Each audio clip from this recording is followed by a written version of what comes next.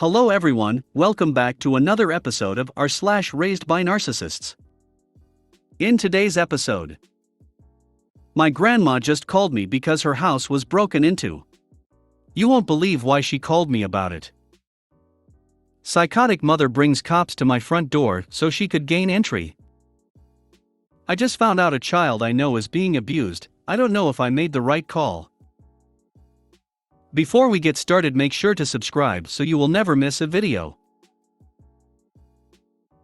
So let's get started. My grandma just called me because her house was broken into. You won't believe why she called me about it. I was abused by my bio parents, hence posting here. I've been NC with my dad since I was kidnapped by him after the divorce. I don't want to talk about him really, but he is evil. Real evil that wears human skin and truly believes he's God. So grandma, dad's mom, calls and tells me she's been robbed. I was worried for her, but she talked over me. I'm fine, and I need to tell you why I called. You said that anyone that had contact with your father was going to be out of your life. One of the things stolen was his social security information I still had. I had to call him. I told him that I wouldn't tell him a thing about you and told him that he just needed to know that his social security info was taken.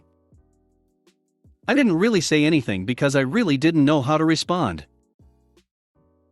I wanted you to know I talked to him because you don't want to be involved with people that are involved with him. Guys, my grandma's house was robbed and she went out of her way to make sure we were square. I would have never known, but my grandma values her honesty with me and her relationship with me above anything else. My grandma loves me, believes me, and cast her own son out of her life because of the disgusting things he did to me. There are good people in the world. Psychotic mother brings cops to my front door so she could gain entry. Wow.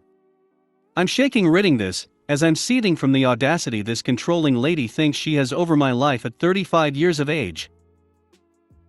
My mother took power of attorney over my grandma, then had her sign that when she dies, literally everything goes to her, including my grandma's house.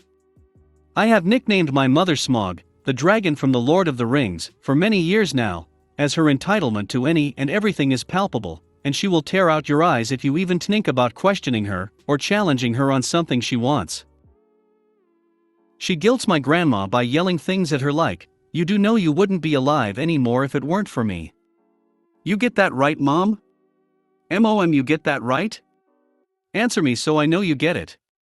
Yells at her for spilling crumbs when eating, or can't wipe herself right while on the toilet, which is really hard for her as she gets winded just moving, or sometimes mistakes a fart and leaves a bit of brown in her pants, and so many other situations where I just cringe at how my mom handles the day-to-day with my grandma.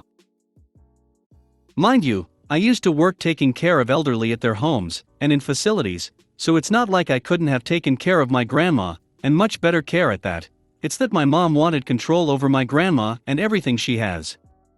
I got tired of my mother's overbearing, psychotic controlling nature, and her enabling husband, my stepdad, so I had to cut off that entire house, including my grandma, because my mother controls all my grandma's calls, emails, FB page, and snail mail. So I wouldn't have a free open channel to speak to just her anyways, without Big Thunder, my mom, hovering, and conducting/manipulating my grandma's every response to me.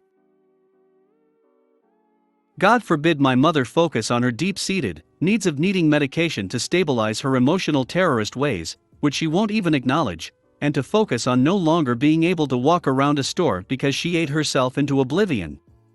She keeps herself in a state of injury to get out of simple everyday things, and to have to have surgery after surgery, to gain empathy from my stepdad, and to continue down her blinded tunnel of control. It's a scary vicious repetitive cycle. So almost 2 months have passed, and of course my mother has called, and texted me more times than I ever thought possible, to nose her way into my life yet again to feel in control of yet another human being. I wasn't having it, so I haven't answered anything from her, as it's clear the last time I left her house, I was done. In the past, on multiple occasions, she's just drove over here, and either goes through the garage and a locked door leading into my house, or bang on the door as loud as she can, ringing the doorbell like the house is on fire and needs to get me out. When I don't respond to her abuse, I all of a sudden hear her unlock the iron security gate, then my front door, to just come on in. Again, this has happened on multiple occasions, and she has made copies of each key, so no matter how many times I ask her for the key back, she has a trove of backups. So today, she pulled all of the above, but instead decided to bring police officers to my front door, so she could gain access without me having a say in the matter, until I let them know this was ridiculous. I'm 35 and don't need to respond to anything she has to say to me, as I've cut her off a while ago, and this is her way of staying in control, and in her mind playing a power move. Like no matter how much I ignore her, she will always have a way to see my face or get me to respond whether I like it or not. She carries a gun everywhere she goes, as that's yet another way she feels dominant and in control of any and every situation.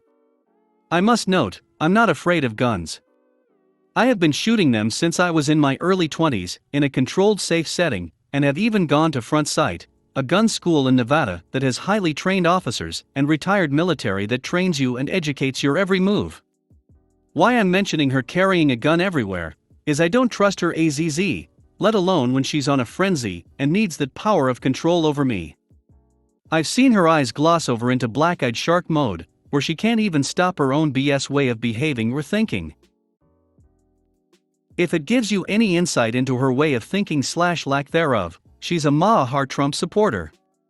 Also, I forgot to mention to the officers of her always carrying and my distrust in her every waking move. I was beside myself, heated at her manipulative ways, yet again. I was seething, and the officers were really nice and understanding, and asked me that if I could just shoot her at least a F***CKU in a text, so that they don't waste their time on something not actually needing their attention. They said they were on their way to another call when she not only called police, but flagged them down off the road. They are Vegas Metro. They of course have much bigger and more important things to be handling than an out-of-control mother who is spinning out because she can't manipulate her next move with me. They said they get why I'm over her, and that they will place a note in the system that if she calls or any other officers get a call to this address, that it's okay and crazy lady on the other end needs to officially piss off. At this point, I think I need a restraining order. Aha! Had to get that out. Thank you for listening. I just found out a child I know is being abused. I don't know if I made the right call. A kid I know just confessed to me he is being physically hurt at home. He gets hit and kicked. He also gets very isolated by the parents. They check his phone and don't really allow him to play with other kids. He is about 12. He also has a younger brother who is severely disabled, and they hit him too. I just called my country's hotline for children abuse and told them the story. I gave them the address and they will contact me in a few days. They also assured me they will not contact the parents. They told me they won't do anything without having talked to me first. It brought back some bad feelings about my parent, but somehow I feel really bad about letting the hotline know what's going on.